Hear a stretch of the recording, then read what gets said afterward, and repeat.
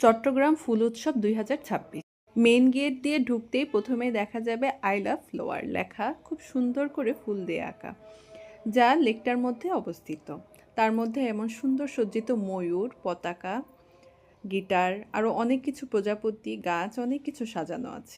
খুব সুন্দর এই লেকটার মধ্যে রেস্টুরেন্টের ব্যবস্থা, দোকানপাট, অনেক কিছু, এমনকি বোটিংয়ের জায়গাও রয়েছে। ফুল উৎসবকে ঘিরে চট্টগ্রামের এই ডিসি পার্ক সেজেছে রঙিন সাজে। কেউ বোটিং করছে, কেউ ফুল কিনছে, কেউ ফুল ঘুরে দেখছে, কেউ অপরূপ সুন্দর সাজানো এই পার্কটাকে ঘুরে দেখছে।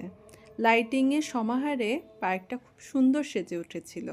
চট্টগ্রামের ডিসি পার্কে ১ মাসব্যাপী এই ফুল উৎসব অনুষ্ঠিত হয়। বিভিন্ন রকমের ফুল আর লাইটিং দিয়ে খুব সুন্দর করে সেজে ওঠে এই পার্কটি। আমার দেখা সবচেয়ে বড় এবং সুন্দর ফুলের উৎসব ছিল চট্টগ্রামের এই ফুল উৎসবটি।